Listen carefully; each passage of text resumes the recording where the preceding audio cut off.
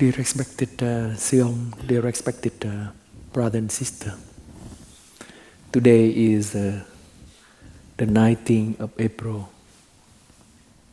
2020, and we are in the Dharma Bundarika Meditation Hall of the European Institute of Applied Buddhism. And it is the talk for the day of mindfulness. We just had the Easter retreat online, and it was very successful, and everyone was very happy. And there are friends from the retreat who asked some question, and I've been thinking about these questions. The first question is that is it possible to change ourselves?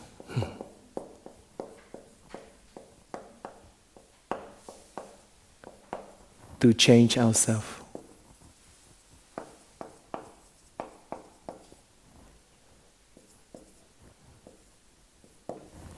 And the second question is that during this time of quarantine, many friends have to stay home and do work at home. And bật lên được cái gì?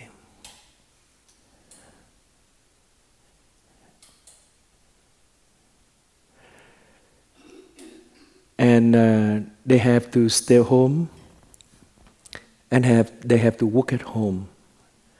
Before they go to work, they leave their family behind, and they have a job to do for the whole day. But now they have to be at home to do their job, at the same time to interact with the family member, like their partner and their children who couldn't go to school, and there are so many conflicts. What are the practices that can help the family in this particular situation? It is so difficult to live together. So the second question has to do with the question more or less, is it possible to live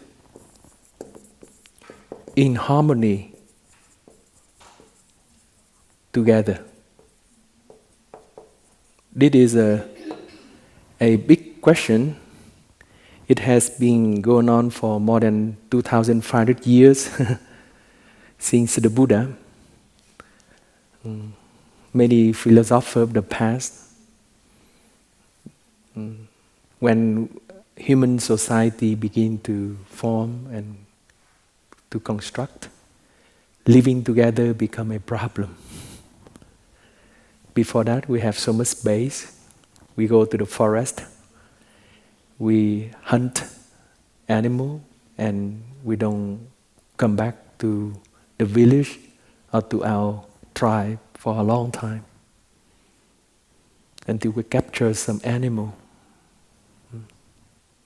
But the moment we create a human society and agricultural society about 10,000 years ago or so, 10,000 BC, around 10,000 BC, that means about 12,000 years ago. Then we begin to have this society, human society, and that become a problem of living together. In the Vietnamese tradition,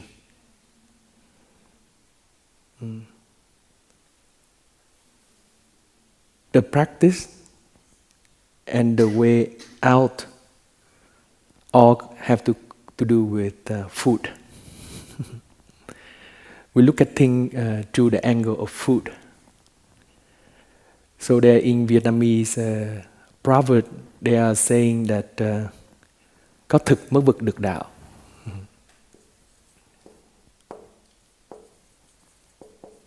có thực mới vực được đạo. That means only when you have food, then you can carry a spiritual life. So the first necessary condition is to have food. Có thực mới vực. Vực is to carry. Like Jesus Christ carried the cross. That is a vực. Có thực mới vực được đạo. But there is another phrase in Vietnamese. It goes something like this. It's a rhyme. Miếng ăn là miếng tồi tàn. Mắc ăn một miếng lộn gan lên đầu. Mất ăn một miếng là mất đi một miếng lộn gan lên đầu. So eating is to translate literally. The Proverbs say that eating is a very low way of existence, or food is not that worth it.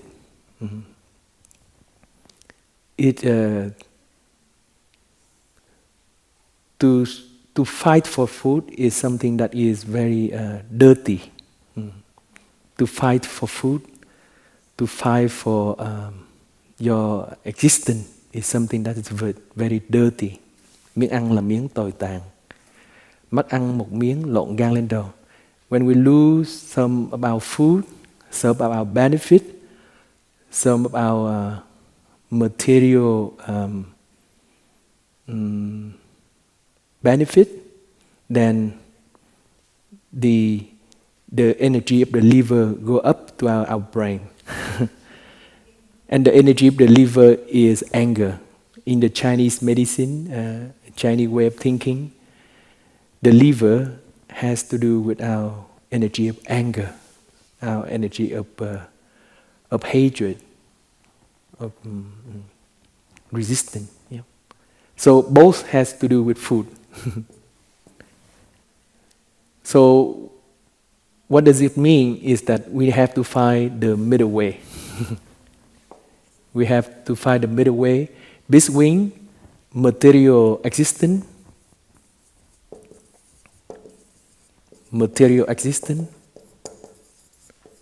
and spiritual existence.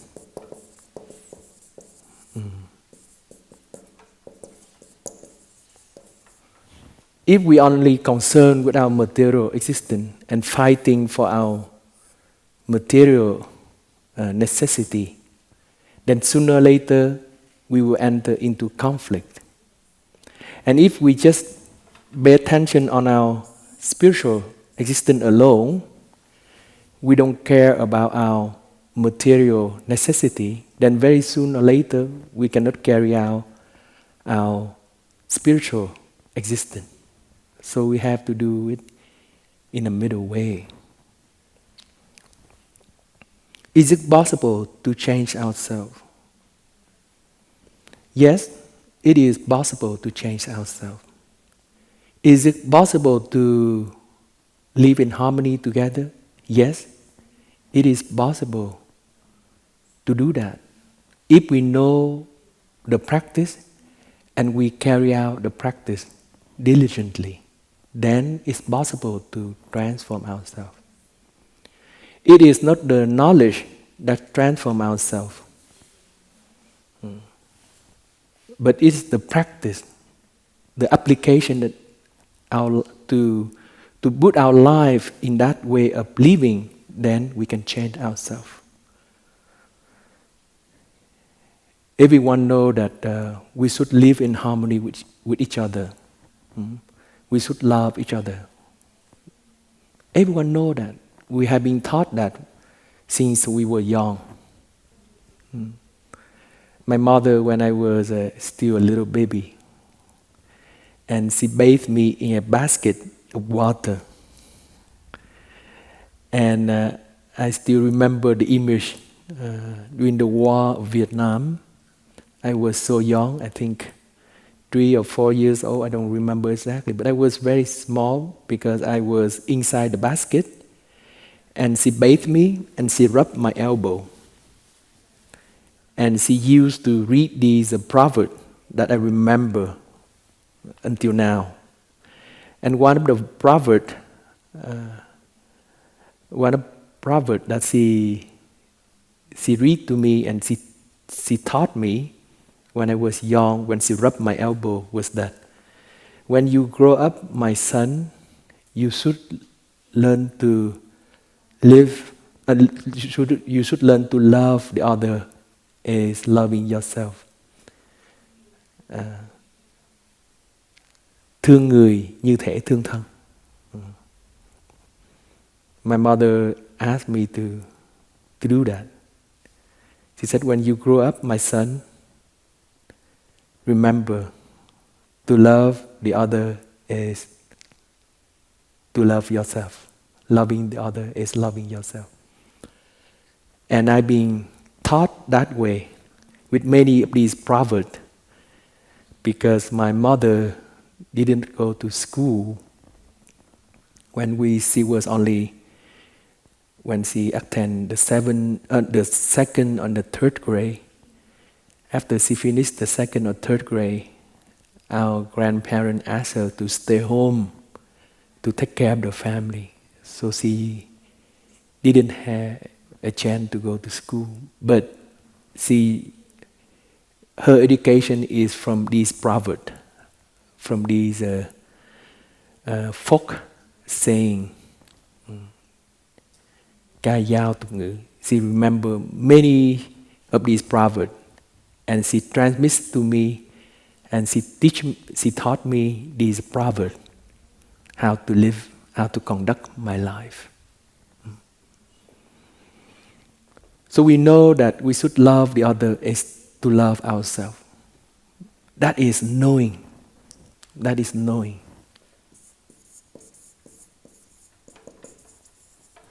But knowing is not enough. Knowing is only the principle. It's only a guiding principle. We have to embody this principle. So there's a process of embodiment.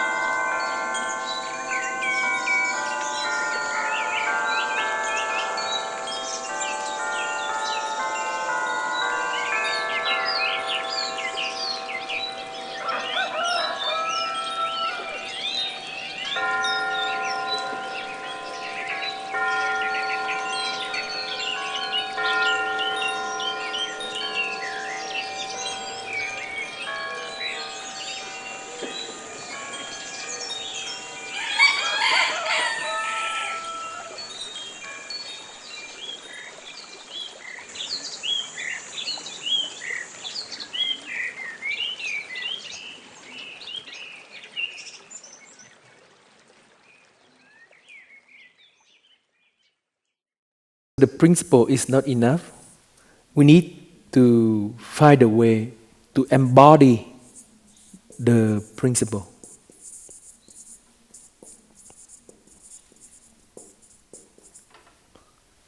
To make it a part of ourselves so that we can live that principle.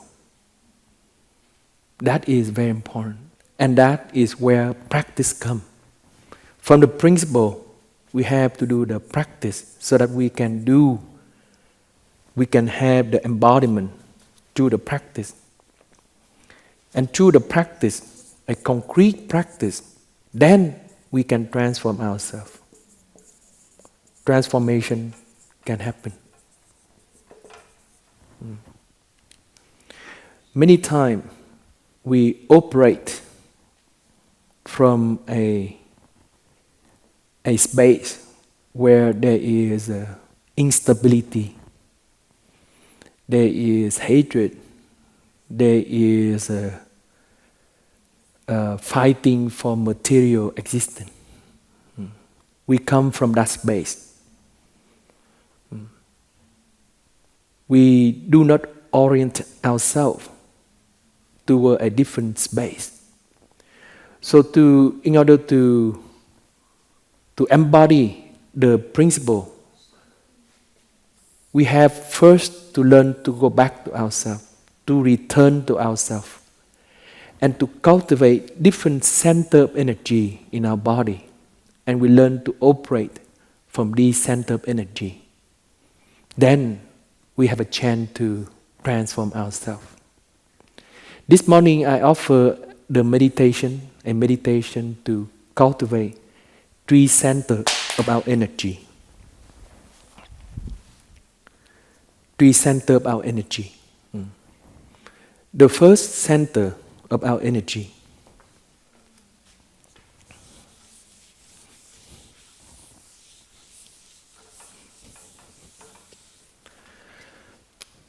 so let's say this is who we are.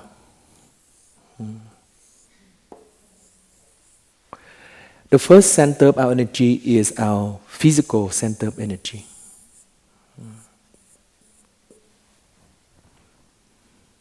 Many times we feel tired and we continue on. We don't have a chance to relax, to come back to ourselves before we continue on. So what happens is in our interaction with our family member, we operate from this space of tiredness, from the space of stress, from the space of worry and anxiety. Thay, our teacher, many years ago, he offered a practice, and I think that the practice is very appropriate for this time now, during the quarantine period. And the practice is to create a space in your home called breathing room. Breathing room. Breathing room. That is a space for practice, for embodiment, the principle, the good principle of living. Breathing room. You can choose a space. It could be a corner of your house, or it could be a separate room, or somewhere in your house that you can have some time for practice and your family member have a chance to practice. Breathing room. In monastery, like in EIAB, we have a few meditation halls. We are very luxurious. We have quite a few meditation halls for our practice. And the brother and sister can always go to any of the meditation hall to sit down and to come back to their breathing, to return to their breathing. When I was in Plum Village, I create a breathing room in my small room in Plum Village. I have a Buddha altar, a simple Buddha altar.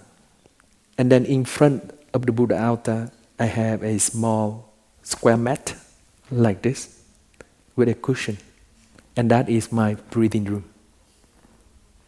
That is my breathing room. Living in a community is difficult, not easy. We all have a different way of behavior.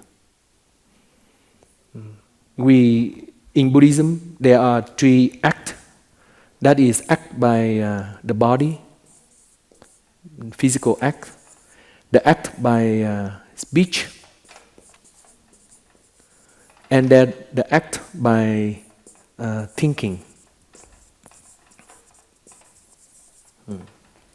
3 acts. And throughout the evolution time, throughout the heritage from our ancestors, throughout the cultural influences, education, we have cultivated different body, speech, and mind, different act concerning our body, different act concerning our speech, different act concerning our mind. Something that is very normal for us, very normal, common sense to us. The other person do not perceive like that. The other person might think differently, might act differently, and might express himself or herself in a different ways. So living together is very difficult because there will come conflict from these three actions of body, speech, and mind. When I was in Plum Village, a young novice, I had a lot of difficulty because I was asked to be a work coordinator just a few months after I became a monk.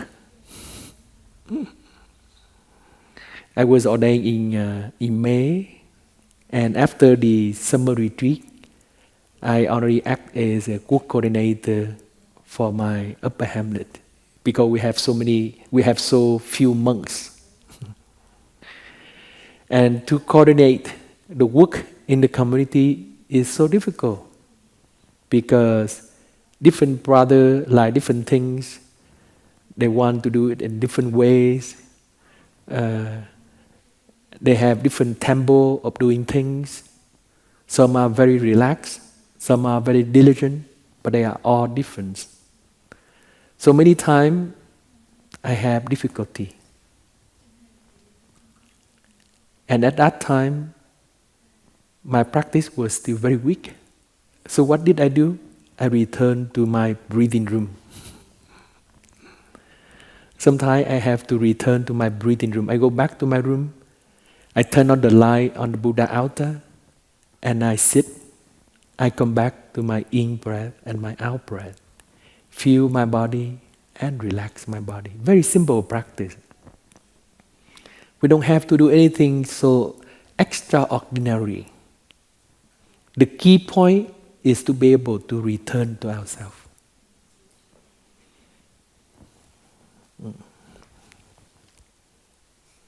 Bell of mindfulness. I forget to turn it on. For the bell of mindfulness, then the Dharma talk ends. That's how I time 1 hour.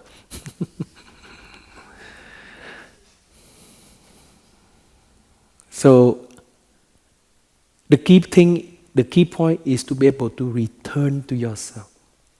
When you return to yourself, learn to relax, learn to smile to different parts of your body. What happens is that your whole physiology begins to return to its state of balance. And this energy center, the physical energy center, begin to strengthening again. The energy begin to come back here once you return to yourself. Simple practice. You don't have to do anything so extraordinary. You just learn to come back to your in breath, your out breath. Feel your body and allow energy to sink down here. Then the energy begin to collect. It is a natural process. And that's what the Buddha did on his path of searching for enlightenment. At that time, he didn't discover the practice of awareness of breathing yet. He did not discover any other practice, but simply returning to himself, being with himself, and allowing the energy to sink. Very simple. Later on, after this practice, slowly, he discovered the energy of mindfulness in his fourth jhana. And he used this energy of equanimity, mindfulness, is a way for healing and transformation. But at first, the Buddha didn't know the existence of this kind of energy called equanimity, mindfulness. He just simply sit down and do not allow himself to be carried away by sensual pleasure. Do not have any resistance in his heart, and knowing that for sure he will find the path. He will find the way out of his suffering. He knows that there must be something like that. He has this deep faith. He has this deep belief that one day I will find out the way out of my suffering. He has this deep trust, this deep confidence in himself. Because without this confidence, without this trust, how can we move on? And how can we reach enlightenment if enlightenment is not possible? So he had developed this confidence, this trust in himself that yes, I can reach enlightenment. This deep trust, this deep confidence remove all of his doubt about himself. And you, my friends at home, you can also develop this trust, this confidence. Yes, it's possible to transform myself. Yes, it's possible to live in harmony with my family member. Because without that confidence, without that trust, then you cannot move on. It's possible to live with another human being if we know to return to ourselves. So the Buddha, free from sensual pleasure, from craving, from hatred, from resistance, from laziness, inactivity, from excitement. He learned to balance his mental state of mind, and he learned to return to himself. Simply return to himself, and miracle happen. The moment we just allow ourselves to return to ourselves, then the energy that go into our arms, the energy that go into our brain, the energy that go into our leg, begin to come back. Come back to where? This reservoir. In the middle of our body, our center of gravity. The center of gravity is in our lower abdomen. This is the center of gravity. That is in the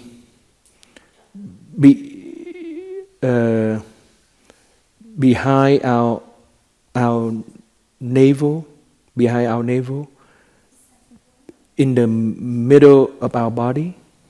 That is our center of gravity, around there.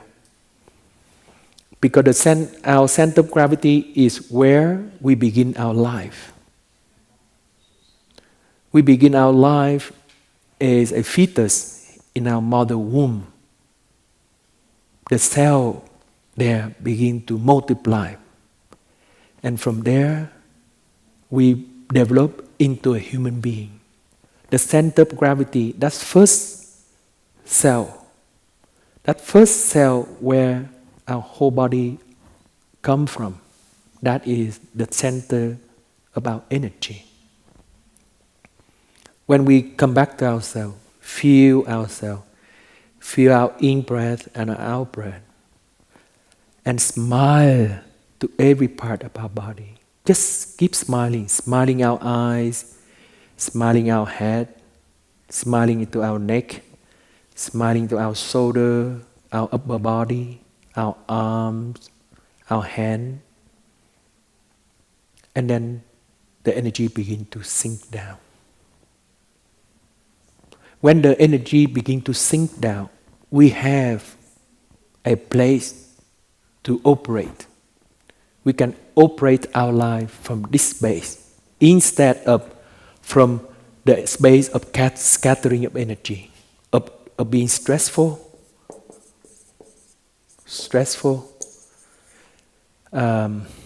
worry, anxiety, anxious, and so on. Instead of operating from this space of energy, the moment we return here, we have a chance to operate from this center of energy, this root, our root. We learn to operate from our root energy. Then we have enough strength, we have enough physical strength to face the difficult situation of our life. So to allow ourselves to relax and to return to this center is very important. In some of the retreat, I share with a friend the practice of a standing meditation. Sometimes we stand for an hour and we just gently come back to the center of gravity and without doing anything. Slowly, energy begin to collect and our whole body begin to transform. Very simple. But that is one way to embody the principle of being strong, being strong, having enough strength to face our life. If we don't practice, if we don't learn to return to ourselves, if we don't go to our breathing room for a few moments to collect ourselves, then facing our partner, facing our children, facing other members of the community with different body, speech and mind, action of body, speech and mind, we can easily fall into this space of being stressful, worry, anxious, with a lot of violence within us, ready to fight, ready to scream, ready to attack the other person. But if we learn to come back to ourselves regularly, return to ourselves regularly, and cultivate this energy of stability, then we have a chance to transform ourselves. There are friends who practice standing meditation for more than 100 days now, since I introduced the practice last winter retreat. And those friends said that it was so amazing. Their whole body transformed.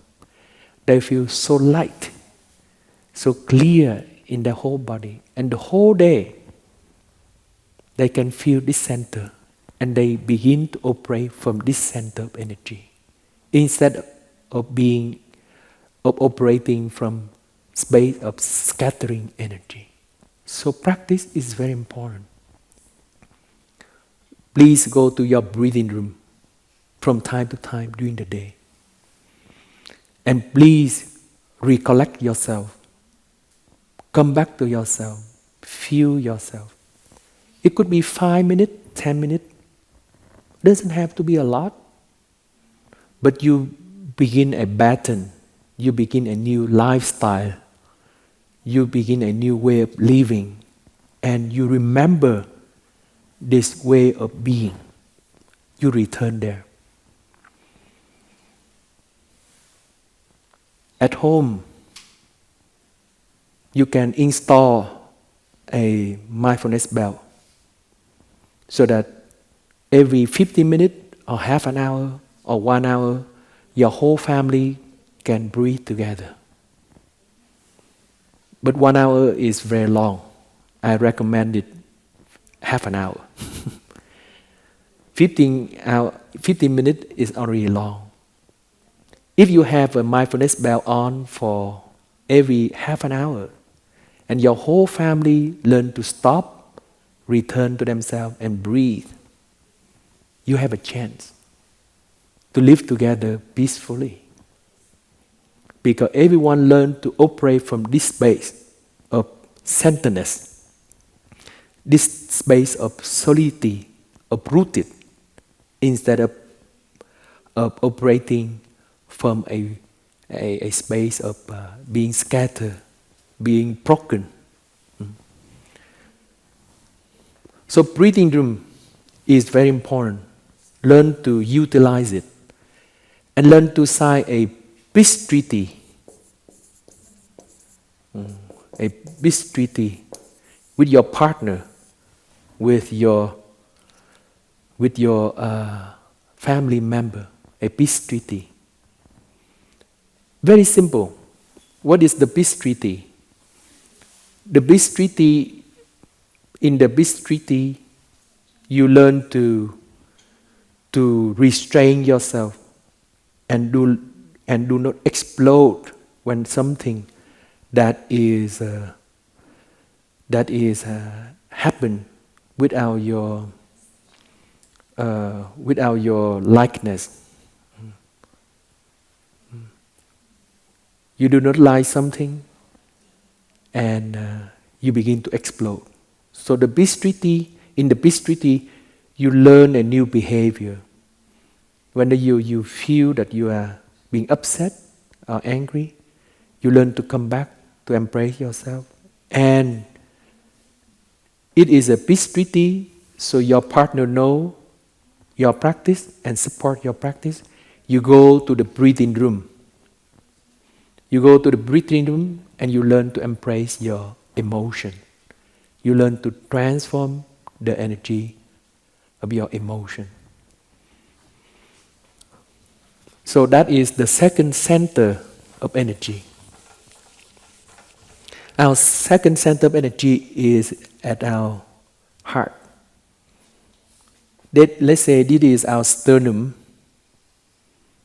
It is our sternum here, solar plexus, and then up here is a sternum. So our heart center is around here, in our sternum area, between our nipple. Between our nipple, that is our heart center. Our heart center is in the middle of our chest. And that is the center of love. That is center of compassion.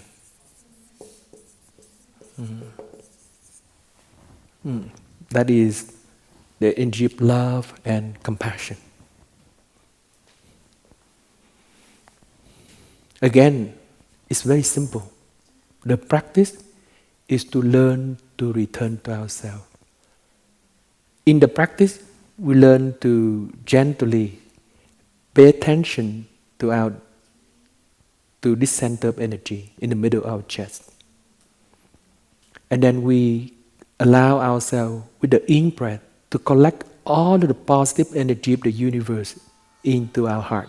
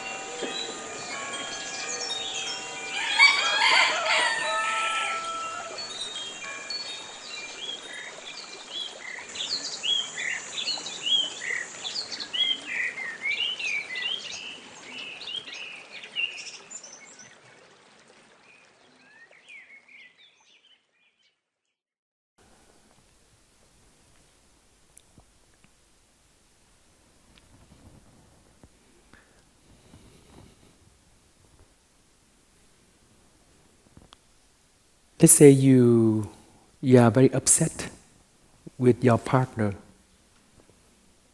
your son, your daughter, or if you live in a community and you feel very upset with a member of your community, then what you do is that you go to your breathing room. You learn to sit and you learn to come back to ourselves. At the beginning, this unpleasant emotion begin to continue to manifest. But you just gently return, feeling your body, feeling your in-breath and your out-breath, and learn to relax, learn to smile to yourself, learn to embrace yourself with love. Because the moment you are angry, you are being attacked by the energy of fire from yourself. When you are angry, the person who is most damaged is yourself, not the other person. When you are angry, your whole energy in your whole body begin to be disturbed, become unbalanced. You are the one being affected the most. You are treating yourself with unkindness. So when you feel upset, and if you already signed the peace treaty with your partner, then you can bow to your partner. Bow your partner. And a lotus for you, a Buddha to be. It's very difficult to say that when you are angry with someone. But outside of your anger time, you have been practicing that. So at that moment, perhaps, physically you make the effort, but your mind, there's a lot of resistance. You draw your hand, a lotus for you, a Buddha to be. And then your partner know that you need to go to the breathing room. You need to have a break. You can tell your partner that in the middle of our conversation, and if I bow to you, please allow me to go to the breathing room. That is a signal for your partner that thing is not going very well. And your partner signing the peace treaty with you, he or she know that I need to support him or her. I need to stop right now.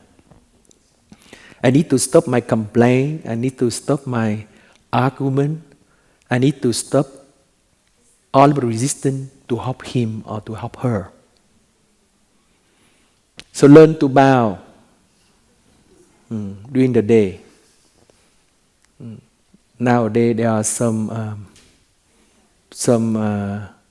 political leader, instead of shaking hand, they practice social distancing and they learn to bow.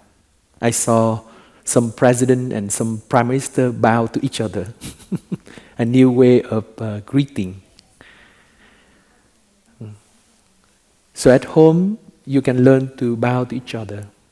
You can do that. And you remind yourself, a lotus for you, a Buddha to be. You learn to bow to the other person. And this bowing is so effective, especially during the day, during the moment that you have a fight with the other person. When you feel that there is something going on, something that's going up, learn to return to yourself and learn to catch that emotion. Do not allow it to explode. Join in the hand and bow down and walk out slowly to the breathing room. You sit down, feel your in-breath and your out-breath, feel your whole body, relax your whole body, and you just sit there and come back to your center of emotion, the center of love and compassion. You pay attention here. At the beginning, it was very difficult, but just gently pull your attention back. Feel that. Feel the painful emotion and embrace it with your own love. I need to take care of myself. I need to embrace myself with love. So you allow your painful emotion to be, but at the same time you embrace it with your love. During the meditation, I share with you, when I begin to practice with this center, I share with you that you can use the hand to put in the front of your lower abdomen. And you allow the energy to be collected here. Your hand is very wonderful. You see, in the Buddhist meditation, many people use the hand as a mantra, hold the hand in different positions. Here, I simply put the hand in the front of my lower abdomen, so that the energy from my hand can go to my lower abdomen and begin to feedback. It begins a feedback process, and strengthening my physical energy center. If you do it, you will notice slowly your hand begin to warm up, and this center of energy begin to warm up. Sometimes it becomes very strong, it becomes very heated. And with this heated energy, you feel stronger, more strength, you feel more comfortable, you feel more alive. So the energy from these point called, in the Chinese medicine, is called Lao Kung, the labor balance. The energy coming from these two Lao Kung feedback to another acupuncture point on our lower abdomen called Khí Hải, the ocean of Qi, and begin to collect the energy. You feel very stable. And there are other meditation to move the energy around our whole body. But for now, it's very simple meditation. This meditation just simply activate the center of energy. And then, let's say if you have difficult emotion, in order to help you to embrace yourself with love, you can come back to your breathing room.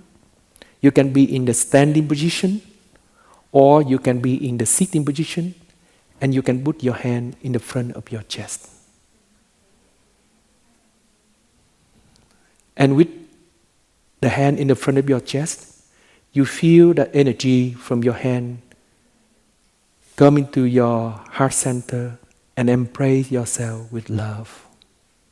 I feel so much love for myself.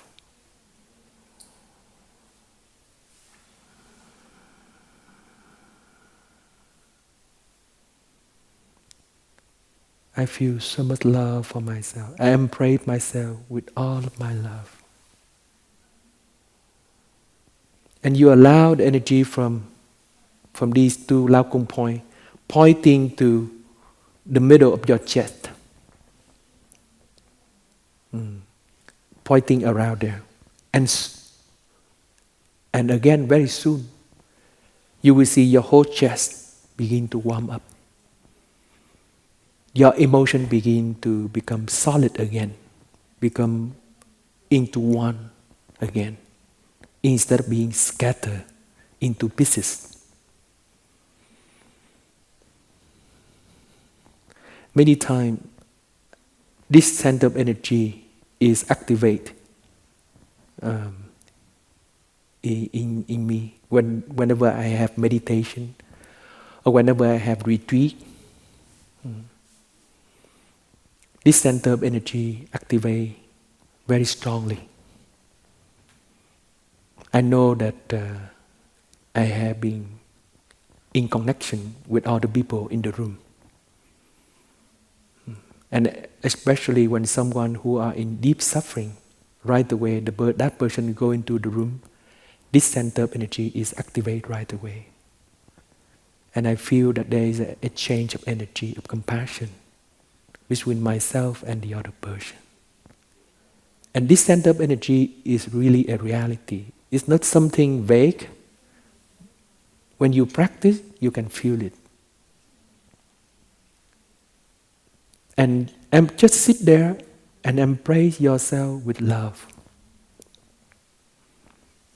Then this negative emotion of sadness, of anger, of frustration, of jealousy, slowly will be calmed down, will be embraced by your own love. And within a few moments, you can calm down. You can calm down and your heart begin to open again. It's possible to connect to another person. It's possible to love another person, to accept the other person the way she is or the way he is. Many times we suffer because we expect the other person behave according to our own mode of thinking, our own mode of behavior, of our body, of the way we act physically, the way we express ourselves verbally and mentally. We expect the other person behave in the same way we do. But it's not possible, because the other person is a different reality, a different person. And when you are able to open your heart, suddenly you have an insight. You have a deep insight that each person has the right to live his or her own life, as long as that person does not cause damage to himself or the other. But whatever he do or she do, whatever he does or she does, that's completely okay. As long as that person does not cause damage to the other person. Whatever he does or she does is okay. Because we are all different, and we have different way of thinking, different way of acting, and different way of speaking.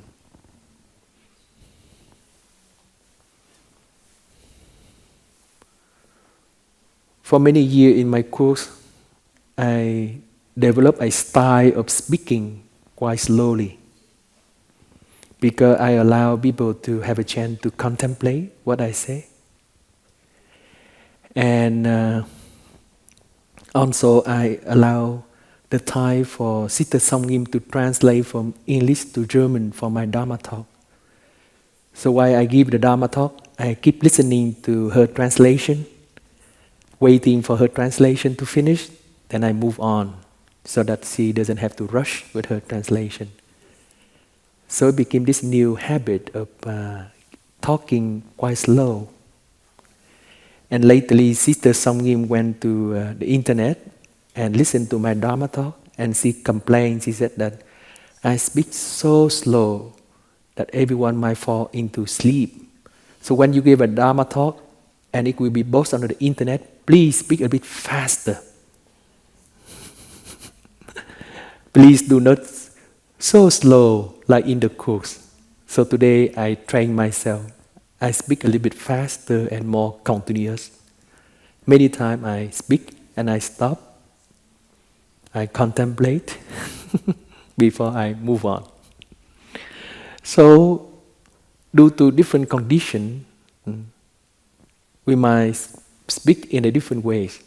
Giving a Dharma talk to be posted on the internet, we need to change our rate of speaking a little bit. And then if we give a Dharma talk in the course, perhaps we slow down a little bit. So there's no absolute way of speaking. There's no absolute way of acting, and there's no absolute way of thinking. And the moment that we can open our heart, we can have a deep understanding of ourselves and the other. Then it opens up to ourselves. It's okay for the other person. Whatever he does, she does, how he or she does it, it's okay for me.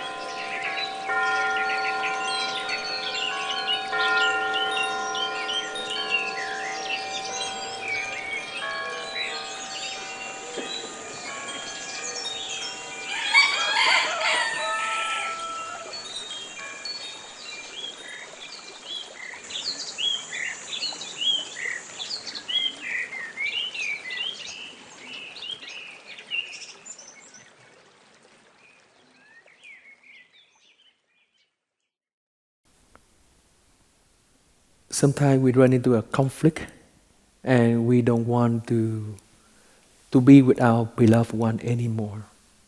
But then, let's say if our beloved one is infected with the COVID-19 disease, and he or she might fall into coma,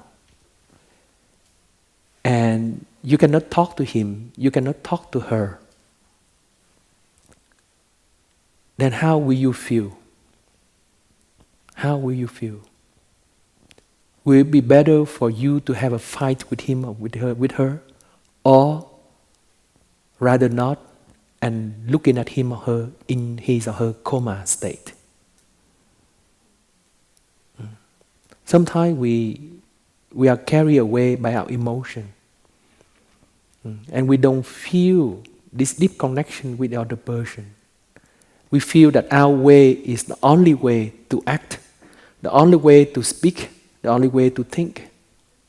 And we cannot accept the other person's way of acting, thinking, and speaking. But we don't have that right. We do not have the right, do not accept the other person. Because that is not our right. Everyone has his or her own right to live the way he or she wanted. To do otherwise, we are violent toward ourselves and we are violent toward the other person. So the energy of love helps us to transform this tendency of being violent. We can open our heart and accept the other person fully. It's okay. It's okay for him or her to behave that way. It's okay. You can accept him or her completely. There's no conflict. And you feel so light. Because in your heart, there's full of love.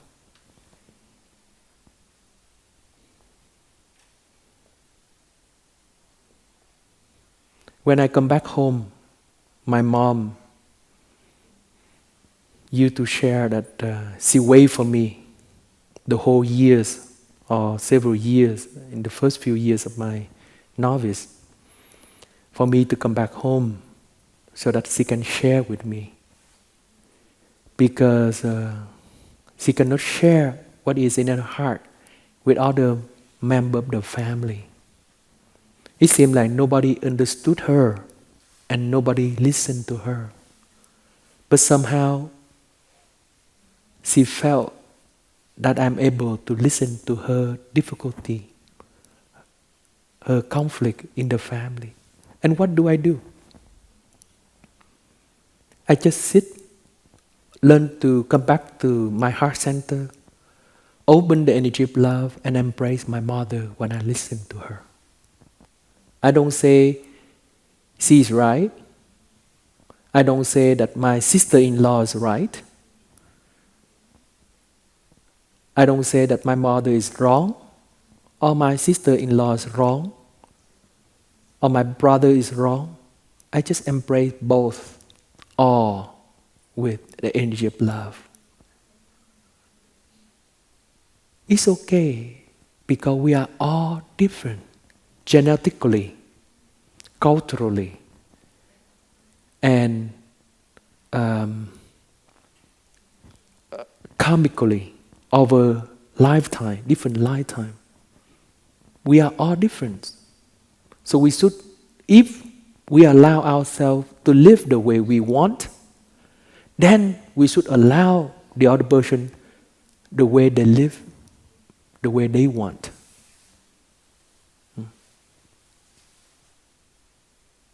And with this energy of love, it begins to smooth out. In the family, there will be much more harmony because you can accept each other's behavior. And from this base of harmony, you begin to discuss what are each other's duty in order to help each other. Let's say you now working at home. You are not in your office. So at home, you see your wife is washing the dishes. Then she already cook. Then naturally, you come offer your love and compassion. You wash the dishes for her. You don't have to wash the dishes when you are at work. But now you are working at home, you wash the dishes for her. And if the children bother her too much, you can leave your work and then you can take care of the children for some time so that she can have some easy time. For sure, you don't have a continuous time for your work like in the office. But you can always make it up because you don't have to travel. My brother, now he's working at home and he saves every day 2 hours on the highway because it took him 1 hour to go to work and 1 hour coming back. So working at home, he saved 2 hours on the highway. So if you are working at home, you think that you are losing time to help out the household work. But in fact, you don't have to travel. So you have some extra time to do work at home. So you don't have to occupy completely yourself with your work, but learn to integrate your working life into your family life and integrating your family life into your working life. And that is the second center of energy. The third center of energy is in the middle of eyebrow. So this is our eye. And here is our eyebrow. And here is our third center, the spiritual center.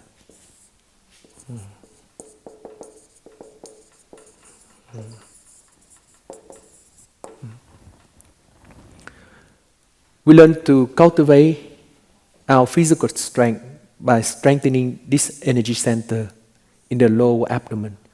We learn to cultivate our unconditional love by strengthening the energy of our middle center of energy of the heart. And we learn to open our eyes, learn to open our spiritual eye, different way of looking things by opening the spiritual center up here. When you practice with your in-breath, you're collecting the energy here. And then storing the energy, the spiritual energy here with the out-breath. And then after some time, you're collecting the energy here and you send the energy to your whole brain. And you actually feel your brain begin to be activated. Activate in the way that it begin to open up. You can feel it physically.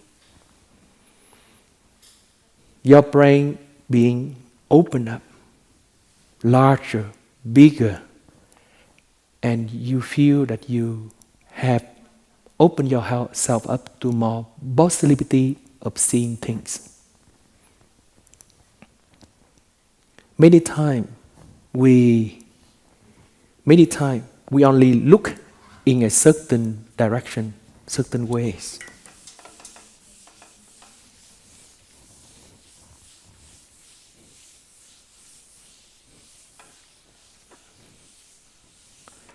Many times we look at things.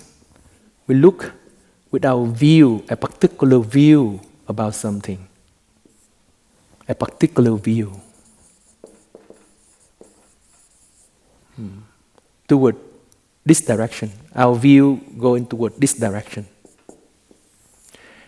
And interesting enough, as a human being, the moment we have a view, right away, we attach to that view. And we think that is the only way that anyone can think of. Other view is not possible. Other way of looking at things is not possible. Only my way of thinking, only my view, only my perspective is the right way.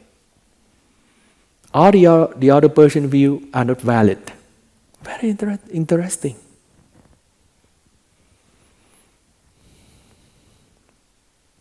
But this view does not exist by itself. This view comes from all of the condition.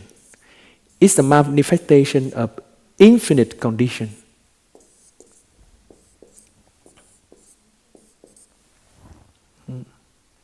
If you are a monk or a nun during this quarantine period, you have a particular view about quarantine.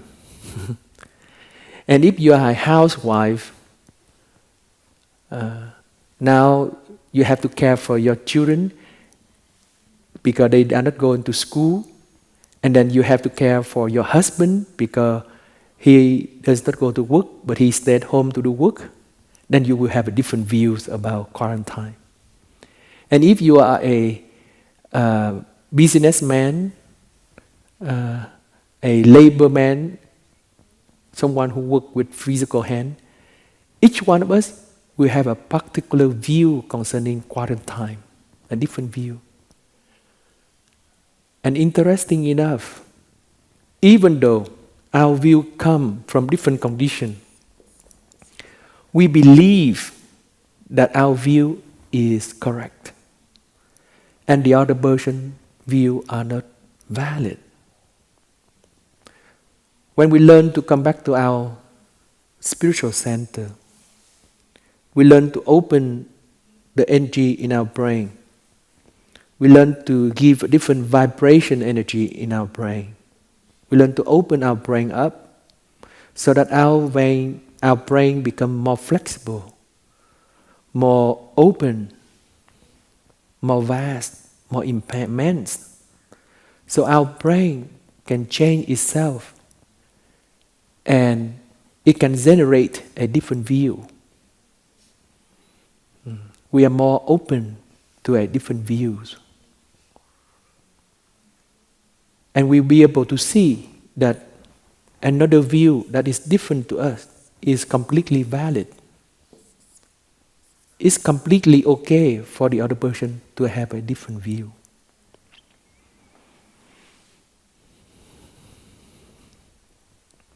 And then if you practice regularly, you'll be in touch with something called the emptiness of view. The emptiness of view.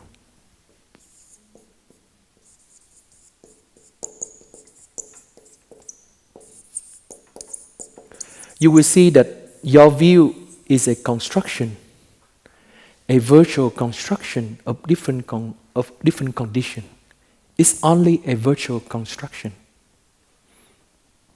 And you experience this emptiness of view. And people call this the meditation on silenceness. Silenceness. Silenceness. Vô tướng. You are able to see that your perception is a construction. It's not real. Your view is only a construction. It's not real.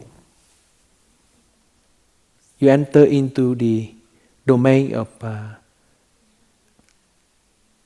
silenceness, the domain of meditative state called silenceness. You see that every view, any view is completely valid.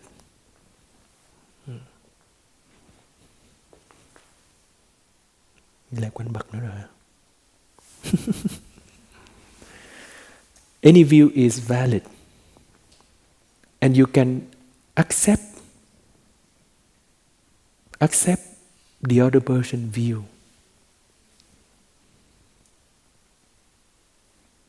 You can experience the emptiness of view. You can experience the silenceness of any perception. And you can be free. You can be free.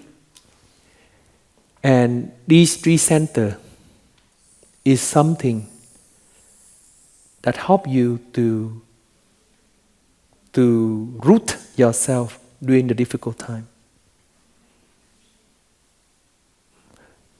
The spiritual center help us to open an eye we call a spiritual eye.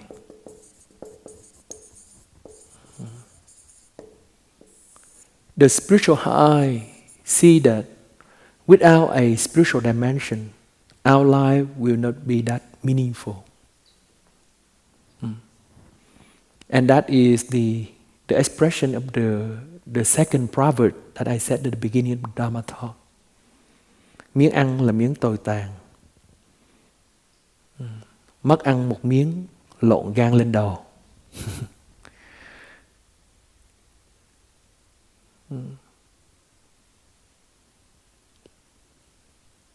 Material existence is something that is very low.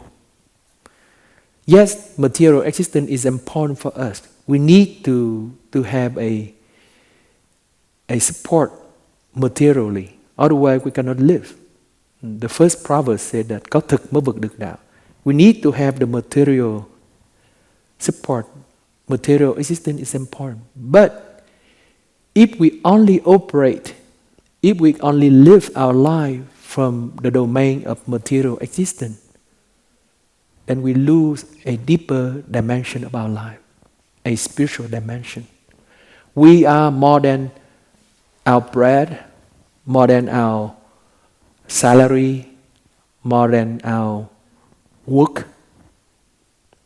We are much higher. If we can touch this spiritual dimension, our life becomes richer. The moment we can open our spiritual eyes, we see that we are not limited to this earth. We are not limited to this physical existence. It's very important because if unfortunately we are infected by COVID-19 and we have to live this life with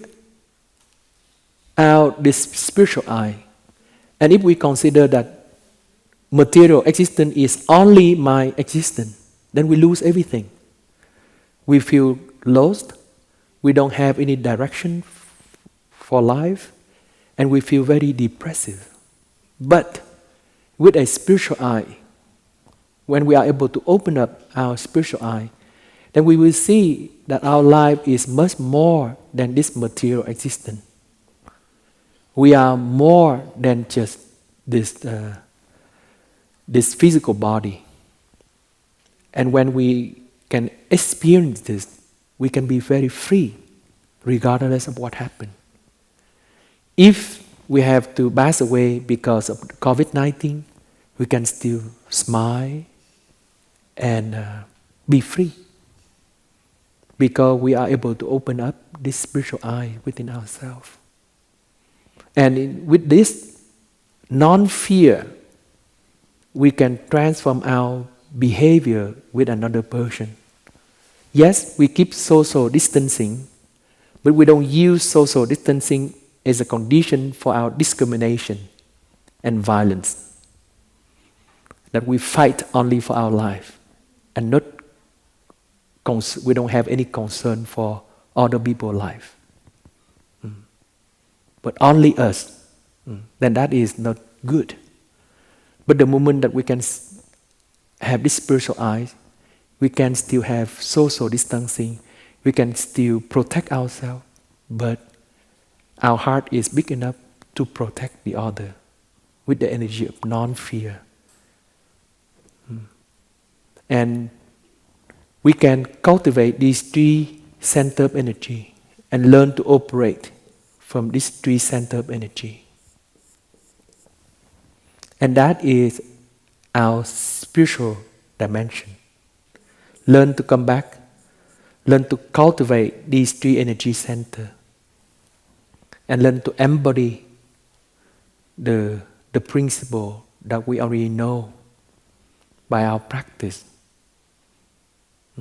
Then we have a way out of this difficult situation. and we have a chance to live together with the other people, the other person in harmony, and we can transform ourselves. It's possible to do that. But we have to practice. Without practice, it's not possible. If we only learn it as a theory, we only accumulate it as a knowledge, then we cannot change ourselves. But if we can actually put into the practice, strengthening this energy, and learn to operate from this three center of energy, then we have a different way of living. Thank you.